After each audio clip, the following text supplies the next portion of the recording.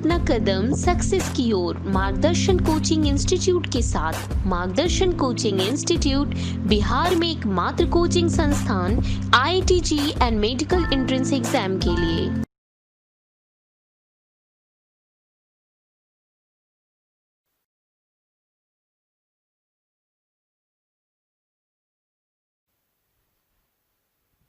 आइए तो आज हम लोग बात करेंगे sp3 हाइब्रिडाइजेशन की।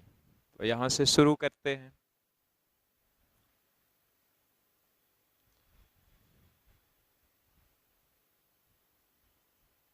sp3 hybridisation. तो जैसा कि आप देख सकते हो sp3 है, पहले भी देख चुके हो कि एक s और 3p को मिक्स किया गया है। तो एक s और 3p को मिक्स करने से sp3 हाइब्रिड ऑर्बिटल्स मिले। और चूंकि आपने 4 एटॉमिक ऑर्बिटल्स को मिक्स किया है तो sp3 हाइब्रिड ऑर्बिटल्स की संख्या 4 हुई। ये सब बातें आप पिछले से जानते हो। तो अब हम लोग sp3 ऑर्बिटल्स के अरेंजमेंट्स को देखेंगे कि 4 sp3 ऑर्बिटल्स कैसे अरेंज होते हैं। तो यहां दिखाया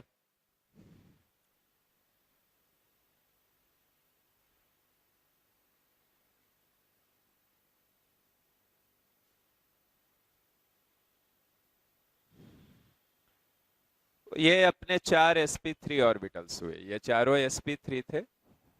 स्मॉलर लोब को नहीं दिखाया गया, सिर्फ बिगर लोब को दिखाया गया है। अब देखो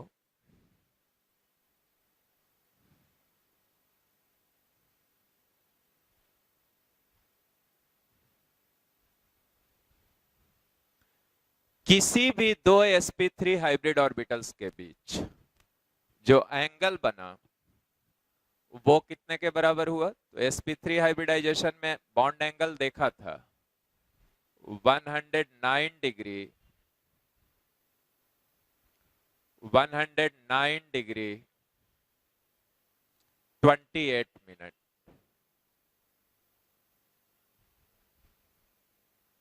तो चाहे आप इस दो sp3 के बीच बनने वाले एंगल को देखो या इसके बीच बनने वाले एंगल को देखो या इसके बीच बनने वाले एंगल को देखो या इसके बीच बनने वाले एंगल को देखो, आई मीन टू से कि किसी भी दो sp3 ऑर्बिटल्स के बीच जो एंगल बनेगा वो कितने डिग्री का होगा बच्चों। 109 डिग्री 28 मिनट, राइट। मतलब ये हुआ कि दो sp3 ऑर्बिटल्स एक दूसरे से 109 डिग्री 28 मिनट से सेपरेटेड होंगे।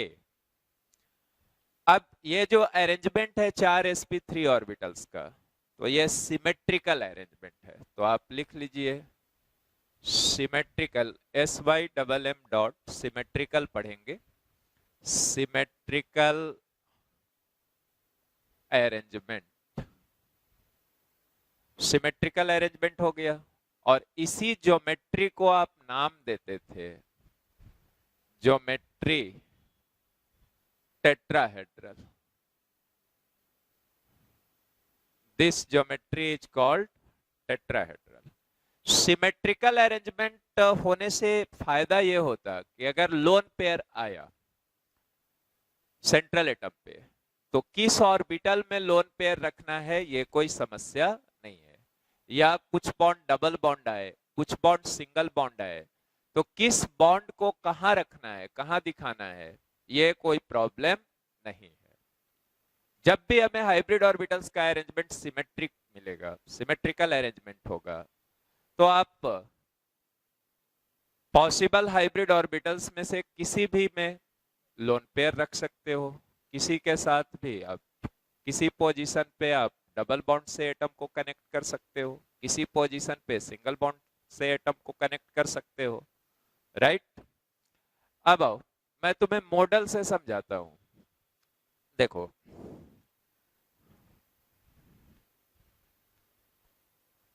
ये देखो, ये आपको दिख रहा होगा। अब यही आपका टेट्राहेड्रल ज्योमेट्री है। ये जो ब्लैक स्फीयर आप देख रहे हो, ब्लैक स्फीयर, ये आपका सेंट्रल एटम है और ये 4 अटैच्ड एटम। ये सेंट्रल एटम, ये 4 क्या हुए बच्चों? Attached atoms. तो यही टेट्राहेड्रल है। इसी ज्योमेट्री को आप टेट्राहेड्रल ज्योमेट्री कहोगे। अब देखो, ये 4 स्फीयर से एक येलो दिख रहा आपको, दिखा? एक रेड दिख रहा, एक वायोलेट दिख रहा, एक ग्रीन दिख रहा। चलिए अब देखिए, इसका इसके साथ एंगल देखोगे 109 डिग्री 28 मिनट। इसके साथ भी देखोगे 109 डिग्री 28 मिनट। इसके साथ देखोगे 109 डिग्री 28 मिनट। इस दोनों के बीच के एंगल को देखोगे 109 डिग्री 28 मिनट। इस दोनों के बीच के एंगल को देखोगे 109 डिग्री 28 मिनट। इसके बीच के एंगल को देखोगे 109 डिग्री 28 मिनट। अब रहा कि इस ज्योमेट्री में हमने ये तो देख लिया कि किसी दो sp3 ऑर्बिटल्स के बीच आप एंगल देखो, चाहे इसका इसके साथ या इसके साथ या इसके साथ या इसके साथ या इसके साथ या इसके साथ, किसी दो के बीच का एंगल 109 डिग्री 28 मिनट। अब देख लो कि टोटल बॉन्ड एंगल्स इस ज्योमेट्री में कितना बन रहा। तो आप देखो, इस ग्रीन स्फीयर के साथ देख लो, 1 2 एंगल, ये तीसरा, इन तीनों के साथ काउंट कर लिया। ये एंगल दिखा, ये एंगल और ये एंगल, तो टोटल बॉन्ड एंगल्स कितना बना?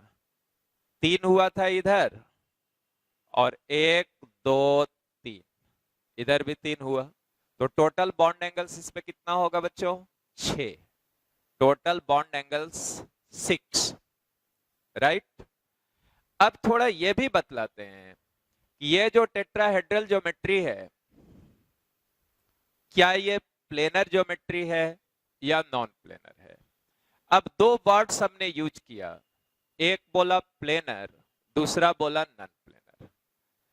प्लेनर का मतलब हुआ कि अगर सेंट्रल एटम और सभी अटैच्ड एटम्स उस ज्योमेट्री में एक ही प्लेन में लाई करें। प्लेन समझते हो, जैसे तुम जिस फर्श पे खड़े हो वो भी एक प्लेन है, तुम्हें ये बोर्ड दिख रहा है, ये एक प्लेन हुआ। तो प्लेनर ज्योमेट्री का मतलब हुआ किसी भी ज्योमेट्री में अगर एटम्स का अरेंजमेंट प्लेनर है, तो इसका मतलब सेंट्रल एटम के साथ जितने भी अटैच्ड एटम्स होंगे वो सभी सेम प्लेन में होंगे, एक ही प्लेन में होंगे। अब इस ज्योमेट्री को मैं बोर्ड पे रख के दिखाना चाहता हूं कि बोर्ड पे रखने पे देखो तो सेंट्रल एटम के साथ अगर ये अटैच्ड एटम्स की बात करोगे तो क्या ये सारे अटैच्ड एटम्स सेम प्लेन में हैं या नहीं है। तो चलो अभी तो अगर ऐसे रखोगे तो तुम देख सकते हो, ध्यान देना, यहां देख सकते हो कि सेंट्रल एटम बोर्ड को टच नहीं कर रहा। मतलब अभी ये जो ब्लैक स्फीयर है यही तुम्हारा सेंट्रल एटम था और ये बोर्ड के प्लेन में नहीं है। तो पहला काम ये करो कि सेंट्रल एटम को बोर्ड के प्लेन में लाओ और उसके बाद जितना अटैच्ड एटम उसके साथ बोर्ड के प्लेन में होगा उतने को कहेंगे कि सेंट्रल एटम के साथ सेम प्लेन में है। बाकी जो नहीं होगा उसको कहेंगे सेंट्रल एटम के साथ सेम प्लेन में नहीं है। अगर सेंट्रल एटम के साथ सारे अटैच्ड एटम्स बोर्ड के प्लेन में हो या किसी प्लेन में हो तो कह देंगे कि प्लेनर ज्योमेट्री है, जैसा कि ट्राइगोनल प्लेनर था या लीनियर लाइन आप खींचते हो तो एक ही प्लेन में खींचते हो, राइट। तो अब मैं ऐसा कर रहा हूं कि सेंट्रल एटम को बोर्ड के प्लेन में ला रहा हूं, तुम ध्यान से देखना। यह सेंट्रल एटम था ब्लैक स्फीयर, इसको बोर्ड के प्लेन में लाया। तो जब बोर्ड के प्लेन में लाया इसको तो तुम ध्यान दो, ये जो ग्रीन स्फीयर तुम्हें दिख रहा है, ग्रीन स्फीयर और येलो स्फीयर, ये ग्रीन और येलो स्फीयर तो बोर्ड को टच कर रहा है, मतलब ये दोनों तो बोर्ड के प्लेन में आ रहा है, लेकिन ये रेड वाला और ये वाला, ये दोनों स्फीयर बोर्ड के प्लेन में नहीं आ रहा है। तो इससे क्या क्लियर हुआ? इससे क्लियर हुआ कि इस ज्योमेट्री में, टेट्राहेड्रल ज्योमेट्री में, सेंट्रल एटम के साथ मात्र दो अटैच्ड एटम सेम प्लेन में लाई करेंगे। आप अच्छे से इसको देख लो, जब भी ज्योमेट्री टेट्राहेड्रल होगा, और ज्योमेट्री का मतलब पहले से जान रहे हो, बहुत बार आया कि ज्योमेट्री का मतलब अटैच्ड एटम और लोन पेयर सभी का अरेंजमेंट्स। तो जब भी ज्योमेट्री टेट्राहेड्रल होगा तो सेंट्रल एटम के साथ मात्र दो ही अटैच्ड एटम सेम प्लेन में लाई करेंगे, बाकी दो सेम प्लेन में लाई नहीं करेंगे। तो इस ज्योमेट्री से निकल के आया कि ये जो ज्योमेट्री है वो कैसा है बच्चों? Non planar geometry. तो आओ इसको लिख लेते हैं। तो इस ज्योमेट्री को क्या कह दिया? Non planar. Non planar. अब आओ अरेंजमेंट्स ऑफ एटम्स को देखते हैं। Arrangements of atoms.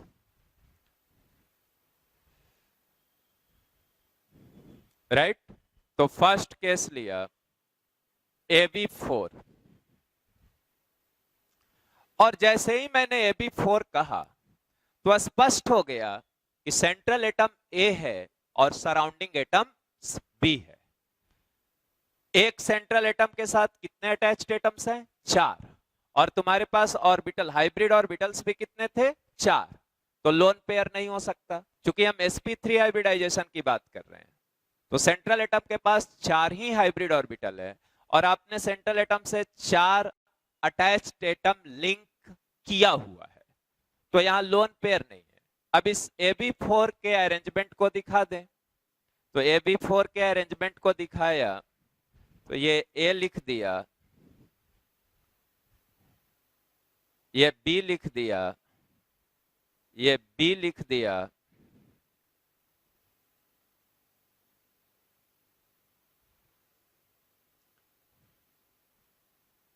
ये B लिख दिया,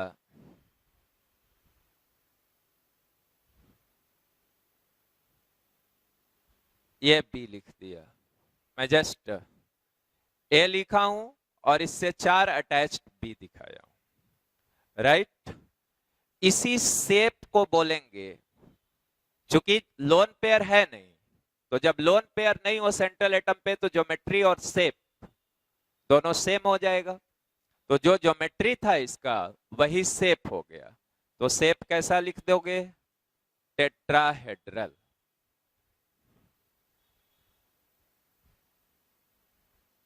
टेट्राहेड्रल। राइट? अब आओ ये दोनों बॉन्ड्स को देखो। ये दोनों जो बॉन्ड्स हैं ये नॉर्मल बॉन्ड्स दिखलाए गए हैं, सिंगल लाइन खींचा हुआ, तो ये नॉर्मल बॉन्ड्स हैं। यहां पे डैश डैश डैश दिख रहा है, तो इसको पढ़ेंगे डैश्ड लाइन या डैश्ड वेज, WEDGE। इसको क्या पढ़ेगा? डैश्ड लाइन या dashed wedge. Dashed wedge, WEDG, dashed wedge. इसको क्या पढ़ेगा? Solid wedge. Solid wedge. Solid wedge. तो जो सॉलिड वेज और डैश्ड वेज है, इसमें सॉलिड वेज प्लेन से आउटवर्ड प्रोजेक्ट करेगा, जबकि जो डैश्ड वेज है वो इनटू द प्लेन। तो यहां पे लिख लो solid wedge, solid wedge projects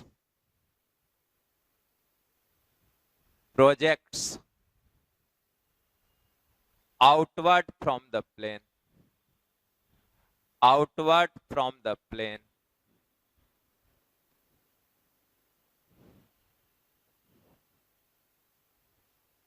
and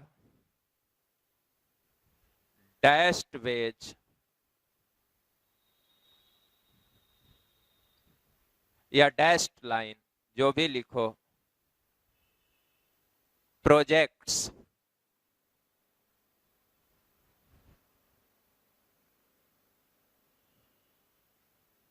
into the plane.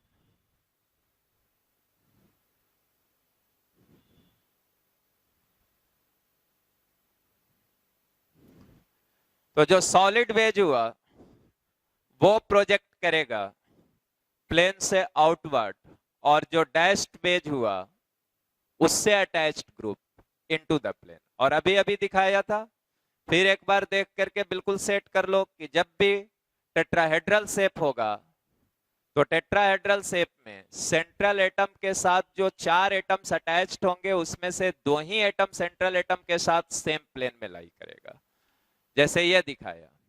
तो 2 ही एटम सेम प्लेन में लाई कर रहा। बोर्ड के प्लेन में सेंट्रल एटम है, ये स्फीयर है, ये स्फीयर है, राइट। हाँ, ये जो रेड और ग्रीन वाले हैं ये बोर्ड के प्लेन में लाई नहीं कर रहे हैं। तो 2 में से एक कैसे होगा, वो प्रोजेक्ट कर रहा होगा प्लेन से आउटवर्ड, और दूसरा कैसे प्रोजेक्ट कर रहा होगा, into the plane. Total bond angle इस शेप में, टेट्राहेड्रल शेप में, तो अभी दिखाया था कि जैसे देखो, फिर से देख लो, 1 2 3 4 5 6, तो टोटल बॉन्ड एंगल तुम्हारे कितने हो गए, 6। तो इसमें बॉन्ड एंगल भी लिख देंगे हम लोग, 6 बॉन्ड एंगल्स। नीचे में लिख लो 6 बॉन्ड एंगल्स।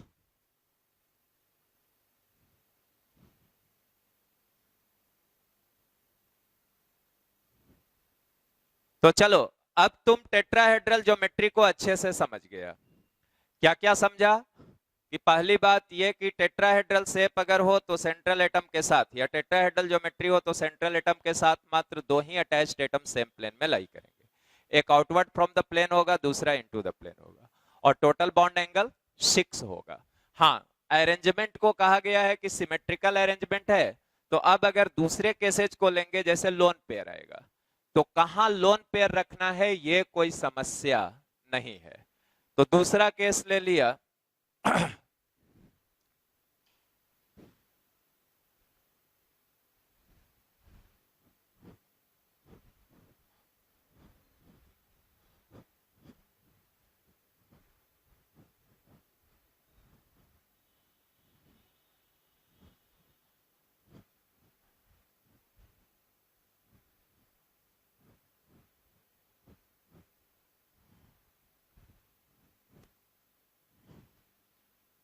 Second AB3L। इस AB3 का मतलब हुआ A सेंट्रल एटम है, B अटैच्ड एटम है, और ये जो L लिखा गया है लोन पेयर है।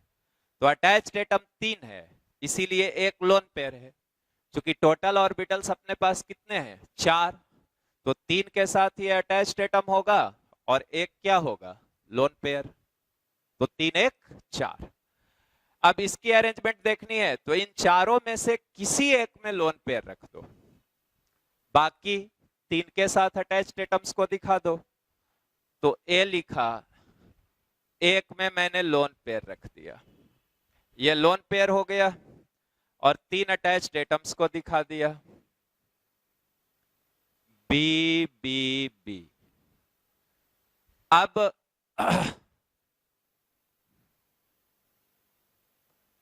जो शेप आया, ज्योमेट्री तो अभी भी टेट्राहेड्रल है बच्चों, क्योंकि ज्योमेट्री का मतलब होता arrangement of attached atoms as well as lone pair.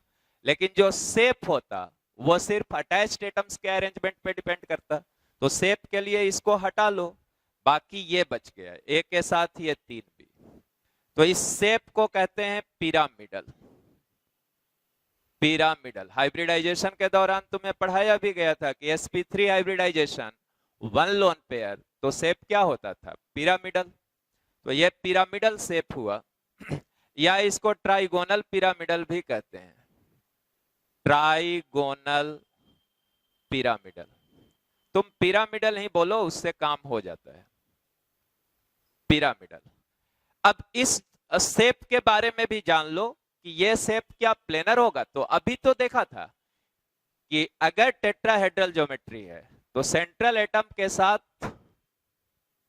दो ही एटम सेम प्लेन में लाई करेंगे, और यहां भी तो टेट्राहेड्रल ज्योमेट्री। जब भी sp3 हाइब्रिडाइजेशन है तो ज्योमेट्री तो टेट्राहेड्रल ही है। तो सेंट्रल एटम के साथ तीन में से दो ही अटैच्ड एटम सेम प्लेन में लाई करेगा, एक अटैच्ड एटम उस प्लेन में लाई नहीं करेगा। तो इस शेप को हम लोग क्या बोलोगे? Non planar. तो यहां पे लिख दो नॉन प्लेनर। और नॉन प्लेनर का मतलब बार बार मैं बोल रहा हूं, जिससे अभी की अभी ये बातें सेट हो जाए कि सेंट्रल एटम के साथ सारे अटैच्ड एटम सेम प्लेन में लाई नहीं कर रहा। तो ये हो गया Ab3L का केस। नेक्स्ट केस लिख रहा हूं, ये हो गया।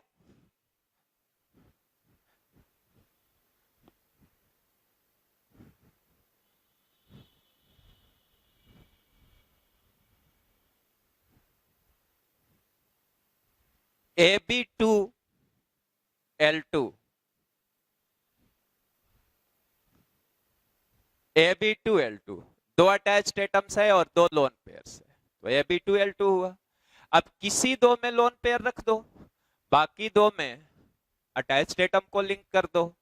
तो यहां से शेप हो गया ए, एक लोन पेयर, ये दूसरा लोन पेयर, या ऐसे दिखाओ।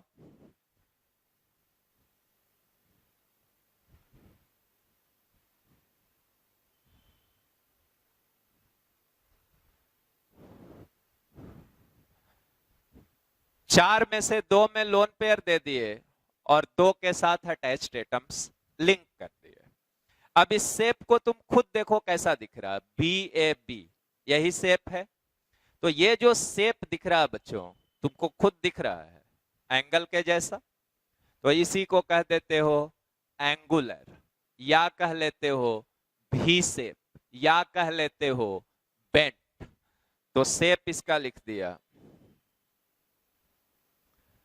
एंगुलर और भी शेप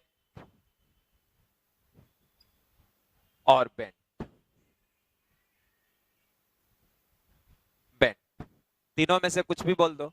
अब फिर एक बात तेरे दिमाग में आया कि सर ए के साथ ये जो दो बी अटैच्ड हैं, ये सेम प्लेन में लाई करेंगे या सेम प्लेन में नहीं लाई करेंगे? तो तुम एंगल बनाते हो तो एंगल कॉपी में ही तो बनाते हो, तो एक ही प्लेन में तो एंगल आप बनाते हो।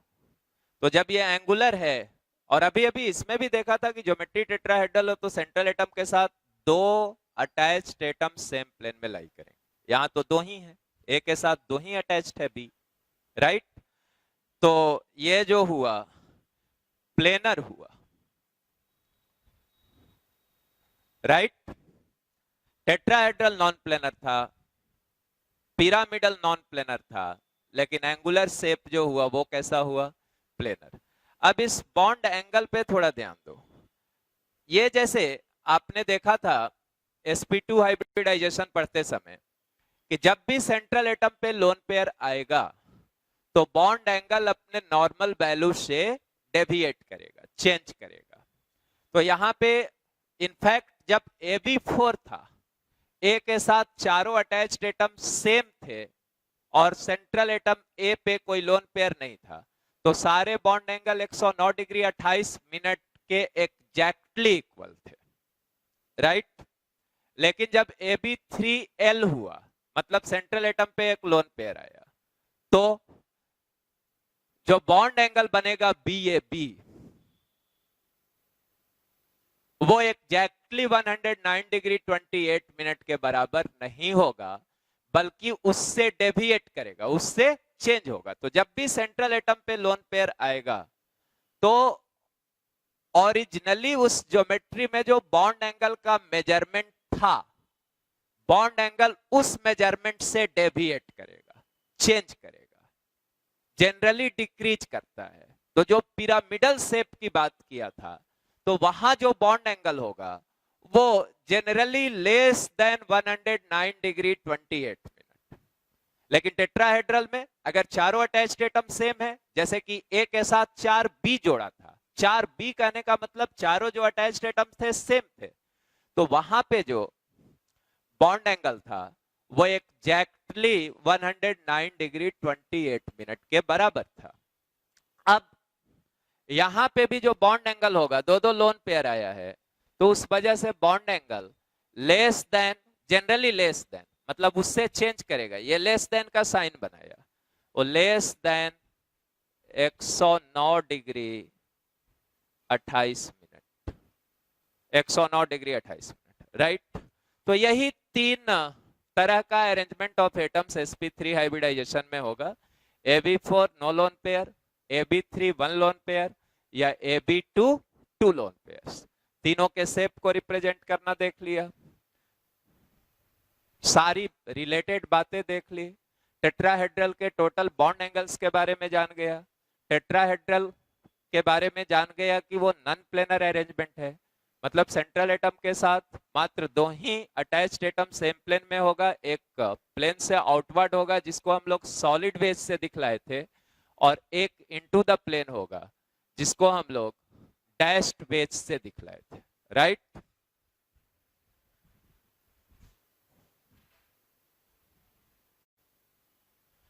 अब आओ sp3d हाइब्रिडाइजेशन, तो यहां लिख दिया sp3d हाइब्रिडाइजेशन।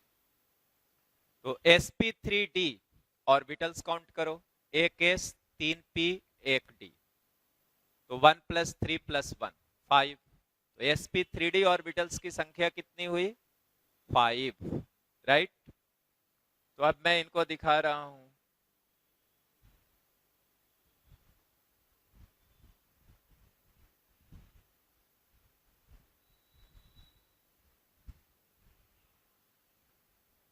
तुम भी ऐसा दिखा लो।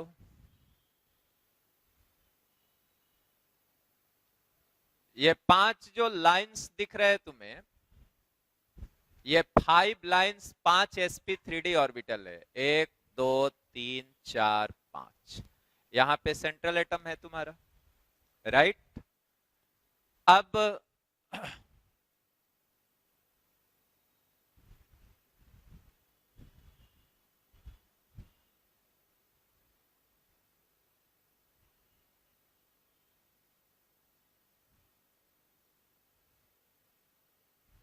इनको मैं कैपिटल ई लिख रहा हूं, ई ई ई, और यहां लिख रहा हूं ए, यहां लिख रहा हूं ए,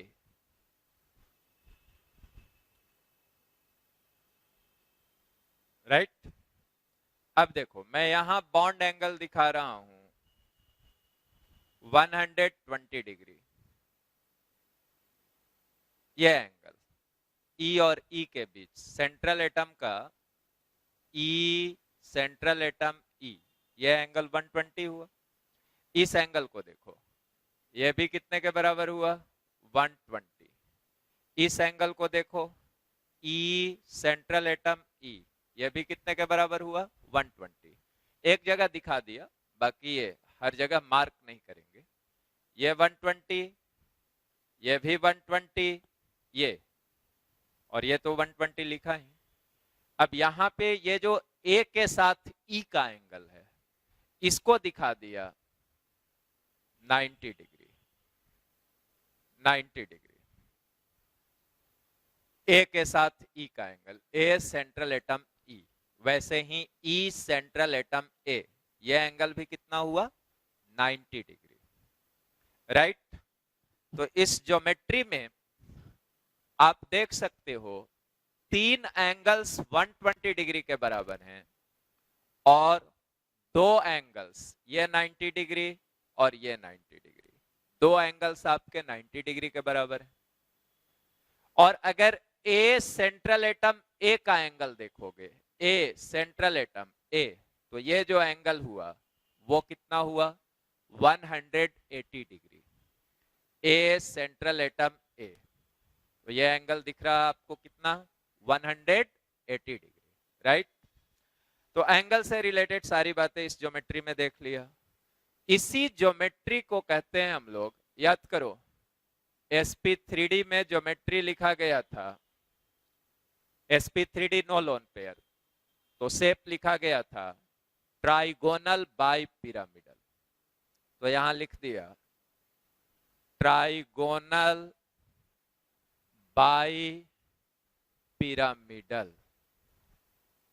by pyramidal, trigonal bi pyramidals. आगे से इसको अब हम लोग टीबीपी लिख देंगे, trigonal bi pyramidal, TBP, right.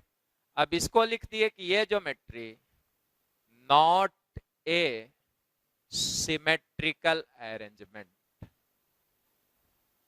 Not a symmetrical arrangement, ये सिमेट्रिकल अरेंजमेंट नहीं है। हाँ, और आगे नीचे लिख लेते हैं, फिर चर्चा करेंगे। 3 equatorial positions, equatorial positions, positions, capital E, are similar, similar. इस बात को समझ लो, ये 3 जगह पे ई दिखाया गया है, इसको कहा जा रहा है इक्वाटोरियल पोजीशन। तो ये तीनों जो इक्वाटोरियल पोजीशंस हैं, ये सिमिलर या इक्विवेलेंट हुए, राइट। नेक्स्ट लिख लो 2 एक्सियल पोजीशंस, ए, एक्सियल को हमने ये 2 जगह पे ए दिखलाया है, ए फॉर एक्सियल, तो ये दोनों एक्सियल पोजीशंस आर सिमिलर। तो ये तीनों इक्वेटोरियल आपस में इक्विवेलेंट हैं और ये दोनों एक्सियल आपस में इक्विवेलेंट हैं, लेकिन इक्वेटोरियल और एक्सियल इक्विवेलेंट नहीं है, राइट। इसीलिए ये सिमेट्रिकल अरेंजमेंट नहीं हुआ। अब देखो, इसको इक्वेटोरियल क्यों बोल रहे हैं ये भी थोड़ा एक्सप्लेन कर देते हैं। जैसे मैं कुछ देर के लिए इस ए को हटा देता, इस ए को हटा देता कुछ देर के लिए, सपोज करो कि ये ए यहां नहीं है, तुम्हें दिखाने के लिए बस हटा रहा हूं, फिर रीड्रॉ कर दूंगा। देखो, ये अगर नहीं होता तो तुम्हारा, अब यहां सेंट्रल एटम है, यहां ये सेंट्रल एटम है तुम्हारा, ये 3 हाइब्रिड ऑर्बिटल्स हैं, 1 2 3। अब देखो तो इसमें जो ई ई ई दिखाया गया है वो तो ट्रायंगल के वर्टेक्स हैं। ये सब क्या है? These are vertex of vertices of triangle. इसीलिए चूंकि ये ट्रायंगल के वर्टेक्स हैं, इसलिए इसको बोला जा रहा इक्वाटोरियल, लिया गया इक्विलैटरल से। इक्विलैटरल ट्रायंगल का नाम सुना होगा। तो चूंकि ये इक्विलैटरल ट्रायंगल के वर्टिसेज हैं तो कह दिया इसको इक्वाटोरियल पोजीशन, ठीक है। अब देखो, यहां ज्योमेट्री में एक टर्म आया था ट्राइगोनल, तो इसका अरेंजमेंट कैसा हो गया तुम देख सकते हो, ट्रायंगल जैसा दिख रहा, that's why it is trigonal. तो it is just like the arrangement of 3 sp2 orbitals. ये जो अरेंजमेंट दिख रहा तुम्हें, ये तो 3 sp2 ऑर्बिटल्स का ऐसा ही अरेंजमेंट होता था। तीनों sp2 ऑर्बिटल्स एक दूसरे से 120 डिग्री के एंगल पे ओरिएंटेड होते थे। यहां भी वही है कि 3 जो sp3d है वो एक दूसरे से 120 डिग्री के एंगल पे ओरिएंटेड है, राइट। तो इसीलिए ट्राइगोनल। अब बाई पिरामिडल, बाई का मतलब हुआ दो पिरामिड। तो इसको ऐसे देखो, जैसे ट्रायंगल के बारे में जान रहे हो, प्लेनर फिगर है, अब ये मेरे जो हथेली है, मेरी जो हथेली है, पाम, तो इसी पे अगर एक हम ट्रायंगल रख देते, इसी पाम पे एक ट्रायंगल रख देते, तो अब एक पिरामिड इससे ऐसे वर्टिकली अपवर्ड, ऐसे तुम देख पा रहे हो, और दूसरा पिरामिड ऐसे वर्टिकली डाउनवर्ड। ये जो मेरी पाम है, इस पे एक ट्रायंगल रखा हुआ है। अब इससे जो वर्टिकली अपवर्ड है वो एक पिरामिड, जो वर्टिकली डाउनवर्ड है वो दूसरा पिरामिड। अब चूंकि ये बोर्ड प्लेनर है, तो ये तीनों तो सेम प्लेन में थे, हो गया। बाकी अब एक पिरामिड ऐसे है और दूसरा पिरामिड बोर्ड के पीछे से, जैसे ऐसे दिखाया था, ये दिखाया था, दूसरा पिरामिड बोर्ड के पीछे से, तो उसी पोजीशन को कहा जा रहा एक्सियल पोजीशन। तो ये दिखा दिया, दिस ये तुम्हारा आ गया एक्सियल, ये तुम्हारा आ गया एक्सियल। अब इसको एक्सियल क्यों कहते हैं ये भी थोड़ा सा समझ लो। देखो, जब तुम एक एक्सिस लेते हो, सपोज एक्स एक्स डैश लेते हो, तो एक्स एक्स डैश एक्सिस लिया, एक्स एक्स डैश, ये एक्सिस लिया, ये ओरिजिन है मान लो, ओरिजिन। अब यहां पे एंगल कितने डिग्री का बन रहा, 180 डिग्री का। तो यहां भी एक ऐसे था वर्टिकली अप, दूसरा ऐसे था वर्टिकली डाउन, तो एंगल कितने का बन रहा, देखो, इसके इसके बीच vertically up vertically down 180 degree का एंगल बन रहा। तो ये तो एक एक्सिस को बना रहा, तो एक्सिस से कह दिया गया उसको एक्सियल, राइट। अब और बात समझो, देखो, अभी शुरुआत जब किए थे तो दिखलाए थे तुमको कि ये तीनों एंगल 120 है, और कहा था कि एक्सियल का इक्वेटोरियल के साथ जो एंगल है वो कितने डिग्री के बराबर है, 90 डिग्री के बराबर। तो 90 डिग्री एंगल्स की टोटल संख्या, वहां तो जस्ट दो बोल दिया था, इसके साथ बस लिया था और इसके साथ लिया था। अब पूरी की बात करो, तो जैसे देखो, यहां जो एक्सियल है वो तो ट्रायंगल से परपेंडिकुलर है, ट्रायंगल के प्लेन से वर्टिकली अप है, तो ट्रायंगल के किसी भी वर्टेक्स के साथ इसका जो एंगल होगा वो कितने डिग्री के बराबर होगा, काउंट करो। ट्रायंगल के 3 वर्टेक्स हुए, तो जैसे मान लो कि ये जो ऊपर वाला है वो ऐसे था, इसको भूलो कुछ देर के लिए, इस लाइन को भूलो, ये यहां पे एक्सियल था, तो इस इक्वेटोरियल का, ये इनफैक्ट बोर्ड के प्लेन से तो परपेंडिकुलर है, तो इस इक्वेटोरियल के साथ इसका एंगल कितने डिग्री का बना, 90 डिग्री। इस इक्वेटोरियल के साथ भी इसका एंगल कितने डिग्री का बना, 90 डिग्री। और इस इक्वेटोरियल के साथ भी इसका एंगल कितने डिग्री का बना, 90 डिग्री। तो ये जो ऊपर वाला एक्सियल है, वर्टिकली अप वाला एक्सियल, उसका इन तीनों इक्वेटोरियल पोजीशन के साथ एंगल कितने डिग्री का बना, 90 डिग्री। अब आओ नीचे वाला एक्सियल, तो नीचे वाला एक्सियल भी तो ट्रायंगल के प्लेन से परपेंडिकुलर ही है, उसका भी तीनों इक्वेटोरियल के साथ बॉन्ड एंगल 90 डिग्री का ही हुआ।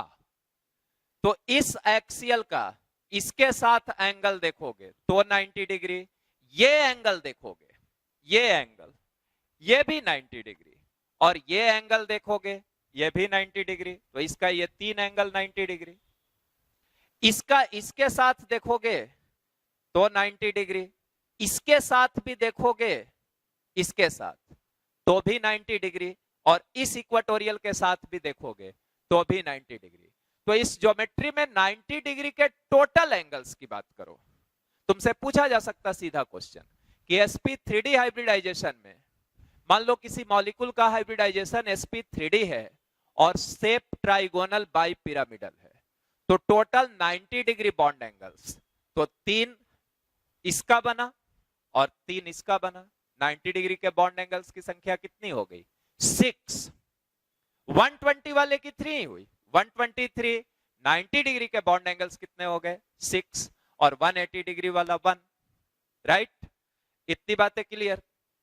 अब जब हम लोग इक्वेटोरियल समझ गए, एक्सियल समझ गए, इसका नाम समझ गए कि क्यों इस ज्योमेट्री को कहा जा रहा ट्राइगोनल बाई पिरामिडल ज्योमेट्री। उसके पीछे रीजन ये था कि सेंट्रल एटम से 3 जो पोजीशंस हैं वो सेम प्लेन में, ट्रायंगल के प्लेन में है, इसलिए ट्राइगोनल। और 2 जो है उस ट्रायंगल से परपेंडिकुलर है, इसलिए उसको कह दिया जा रहा बाई पिरामिडल, बाई फॉर 2। ये सारी बातें क्लियर। अब आओ अब है कि जब ये सिमेट्रिकल अरेंजमेंट नहीं है, तो अगर sp3d हाइब्रिडाइजेशन में सेंट्रल एटम के पास लोन पेयर आता हो, तो सेंट्रल एटम के पास लोन पेयर आने पे वो अब कहां जाएगा, ये सवाल आएगा। कहां जाएगा कहने का मतलब, सिमेट्रिकल अगर ये पांचों होता तब लोन पेयर किसमें देना है, ये कोई समस्या नहीं थी, this is not a problem. लेकिन जब ये सिमेट्रिकली अरेंज नहीं है पांचों ऑर्बिटल्स, 2 डिफरेंट तरह के पोजीशंस हैं, कुछ इक्वेटोरियल है और कुछ एक्सियल है, तो यहां पे क्वेश्चन स्टैंड करेगा कि जब sp3d हाइब्रिडाइजेशन में सेंट्रल एटम के पास लोन पेयर आएगा, तो वो लोन पेयर इक्वेटोरियल पे होगा या एक्सियल पे होगा। ठीक है, तो उसका आंसर मिलेगा VSEPR थ्योरी से। VSEPR थ्योरी ने कहा था कि सेंट्रल एटम के around valence shell electron pairs को ऐसे सजाते हैं, वैलेंस सेल इलेक्ट्रॉन पेयर में दोनों चीजें थी, मैं आज ही के लेक्चर में 10 बार बोला हूंगा। दोनों चीजें कहने का मतलब अटैच्ड एटम भी था और लोन पेयर भी था,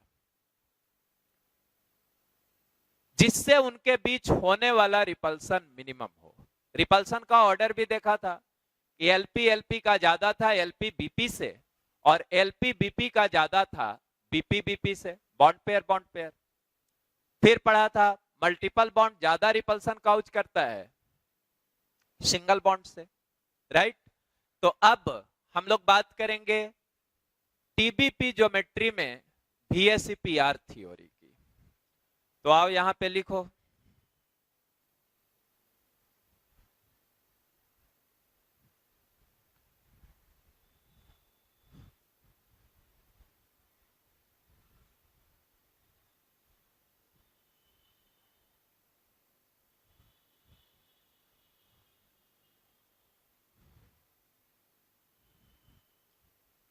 VSEPR theory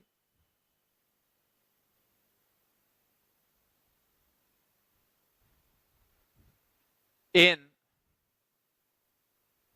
TVP geometry.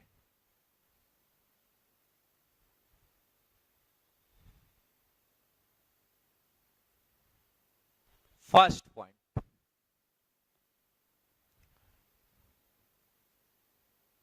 lone pair and DV लिखा है, DV for double bond.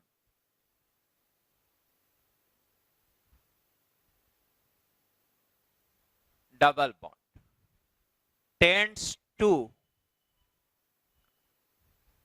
occupy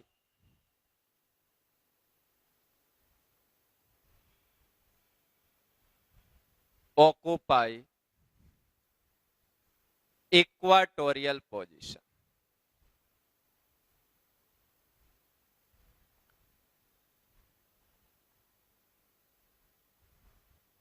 Second, हाँ पहले point, lone pair and double bond tends to occupy equatorial position. Second, more En for electronegative atom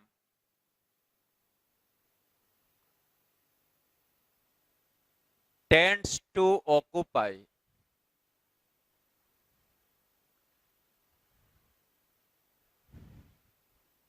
axial position.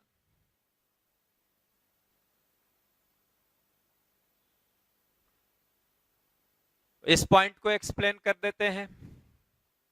More electronegative atom, जैसे देखो अगर किसी molecule में hybridisation sp3d हो और central atom के साथ अटैच्ड सारे एटम सेम नहीं हो, जब सभी सेम है तब तो कोई प्रॉब्लम ही नहीं है, कौन कहां जाएगा।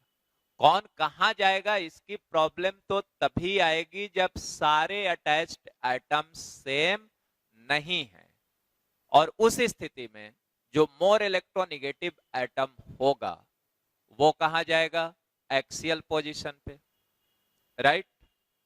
Third point, bigger atom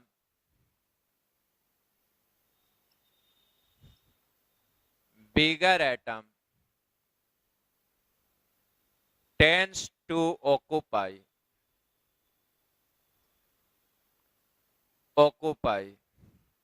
equatorial position.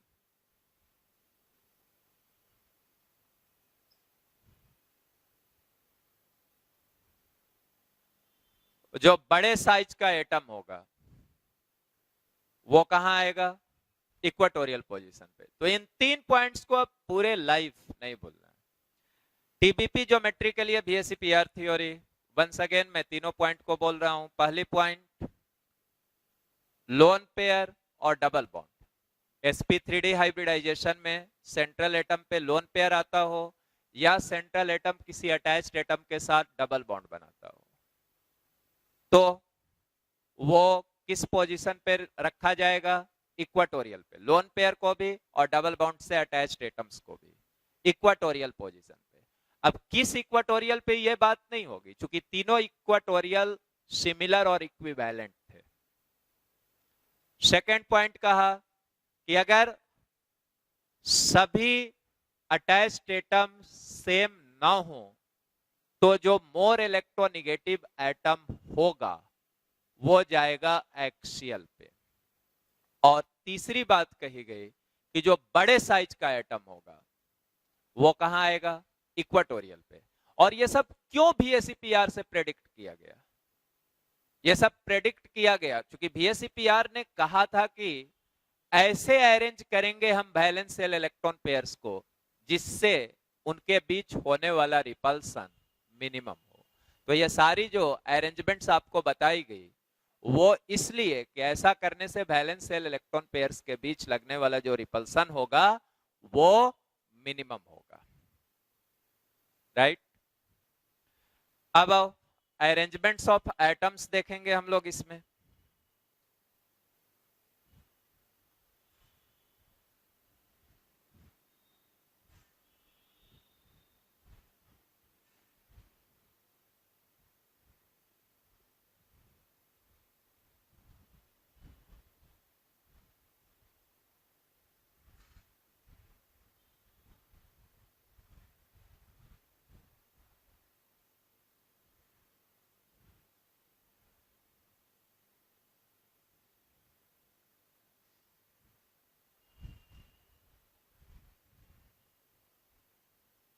Arrangement of atoms. First लिया AB5।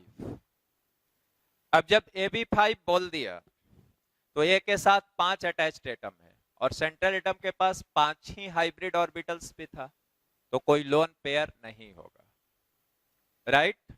अगर कोई AB5 मॉलिक्यूल हो और हाइब्रिडाइजेशन उसका sp3d हो तो स्पष्ट है कि सेंट्रल एटम के पास कोई लोन पेयर नहीं होगा। तो अब पांचों बी को अरेंज कर लो,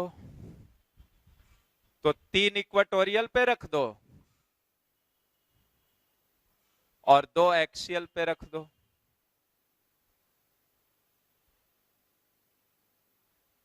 ये तीनों इक्वाटोरियल पे रख लिया और इन दोनों को एक्सियल पे रख लिया। शेप यहां पे बोल दो, शेप TBP। सेकंड केस लो AB4L। अब AB4 मतलब ए के साथ 4 अटैच्ड एटम, एक L है, 1L, एक लोन पेयर, तो 4 1 5 हो गया। अब देखो यहां लोन पेयर आया तो अभी अभी BSc-PR थ्योरी सीखा था। sp3d हाइब्रिडाइजेशन में लोन पेयर आए तो कहां जाएगा? इक्वाटोरियल पे। तो यहां जो ज्योमेट्री TBP दिखाया था, इसमें से एक पोजीशन पे लोन पेयर रख देंगे। तो देखो एक पोजीशन पे लोन पेयर रखने से क्या होता है, ए बी बी, और लोन पेयर फिक्स है, कहां रखेंगे? इक्वाटोरियल पे ही रखेंगे, क्योंकि वैसा करने से वैलेंस शेल इलेक्ट्रॉन पेयर्स के बीच लगने वाला रिपल्सन मिनिमम होगा। तो यहां से ये बी और यहां आ गया तेरा लोन। अब इस शेप का नाम शीशा, पढ़ा भी था कि sp3d हाइब्रिडाइजेशन हो, एक लोन पेयर हो सेंट्रल एटम पे, तो शेप था शीशा। तो यहां शेप लिख दिया, शेप शीशा, शीशा। अब शीशा को तुम देखे होगे, इसके बारे में थोड़ा मैं डिस्कशन भी कर देता हूं। शीशा को देखे होगे, किसी पार्क में गए होगे तो एक झूला झूलने वाला बनाया होगा इस तरीके का। देखो मैं दिखाता हूं।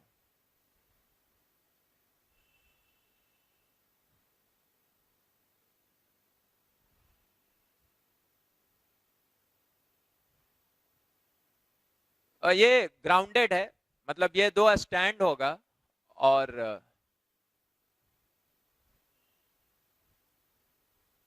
ये बैठने वाला था। चलो, एक ऊपर जाता था तो दूसरा नीचे आता था। याद करो, ऐसा पार्क में देखा है या नहीं देखा है? इस पे बैठ गया, इस पे बैठ गया, ये ग्राउंडेड इसके स्टैंड्स हैं। एक ऊपर जाता था तो दूसरा नीचे आता था, फिर ये ऊपर जाएगा तो ये नीचे आएगा। इसी का नाम है सीसा, इसी शेप को कहते हैं सीसा। और सीसा क्यों कहते हैं? देखो, ये इसको देख रहा था और ये इसको देख रहा था, तो सीसा को हिंदी में कहेंगे देखा देखी। तो चूंकि एक दूसरे को दोनों देख रहे थे, इसीलिए इस शेप को क्या कह दिया गया? देखा देखी, सीसा। अब यहां से मिलाओ, यही तो है ये जो तुम्हारा वर्टिकल लाइन है उसको हॉरिजेंटल कर लो, इसको ऐसे रोटेट कर दो। तो ऐसे रोटेट करोगे तो ये भी तो रोटेट हो गया। ऐसे घुमा दो तो ये तब तक घुमाओ जब तक ये वर्टिकल वाला लाइन ऐसे हॉरिजेंटल ना हो जाए, और फिर ये दो, ये स्टैंड वाला आ गया। तो अब सीसा शेप तेरे दिमाग में सेट हो गया, यही सीसा है, राइट? हाँ, एंगल की बात करोगे तो इनफैक्ट लोन पेयर आ गया। तो अब पहले से ये एंगल कितना था? जैसे ये ज्योमेट्री भी TBP भी शेप हमने सामने रखा है, तो पहले से ये एंगल 120 था, और ये एंगल कितना था? 90 डिग्री, एग्जैक्टली 90 डिग्री। अब ये एंगल 120 नहीं है, अब थोड़ा सा ये एंगल जो होगा 120 से घटेगा इस लोन पेयर के आने से, माने चेंज होगा। तो वैसे लिख देते हैं लेस देन 120 डिग्री। अब इसका भी एंगल देखोगे तो ये भी थोड़ा चेंज होगा।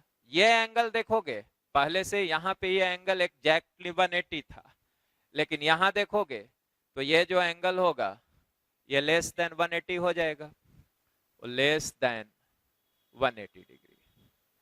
अब शीशा देख लिया, इसको हटाएं।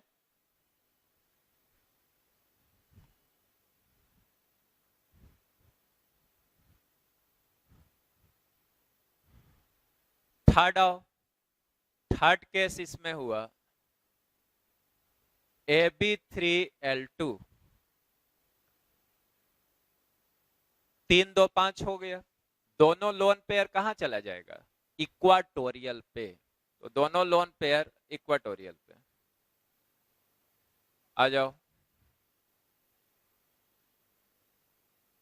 ए लिख दिया, बी लिख दिया, बी लिख दिया।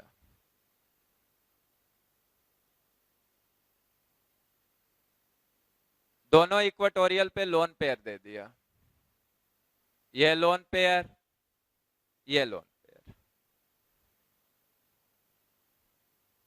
एक बी दे दिया, A B B B, A B 3 हो गया।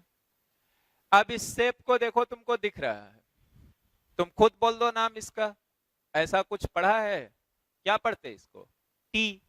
तो चूंकि ये शेप अब दिखने लगा टी के जैसा, इसीलिए इस शेप को क्या बोल दोगे?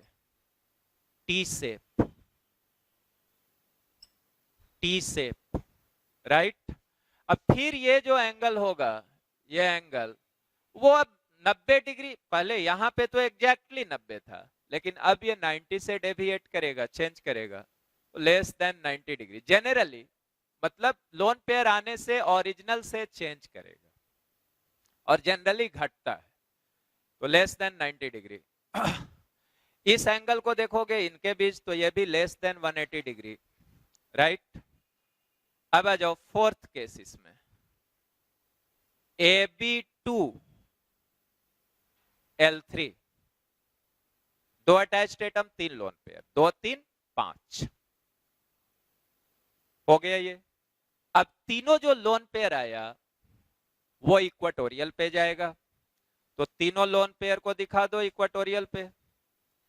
ए 3 लोन पेयर्स थे तेरे, तीनों इक्वेटोरियल पे दिखा दो, ये तीनों इक्वेटोरियल पे आ गए, और दोनों जो बी रहेगा बच्चों, वो चला गया तुम्हारा एक्सियल पे। तो अब देख लो सेंट्रल एटम के साथ अटैच्ड एटम का शेप देख लो, एक लाइन पे है, ए के साथ दोनों बी, तो इसीलिए इस शेप का क्या नाम हो गया? शेप लिख दिया, लीनियर, शेप लीनियर। अब जब ये लीनियर आ गया, तो ये जो एंगल होगा वो एग्जैक्टली 180 डिग्री होगा। तो यही 4 तरह का अरेंजमेंट होता sp3d हाइब्रिडाइजेशन, हमेशा यही 4, AB5 या AB4L, AB3L2 and AB2L3। Hope कि आपने इन चीजों को बहुत अच्छे से सीखा हो।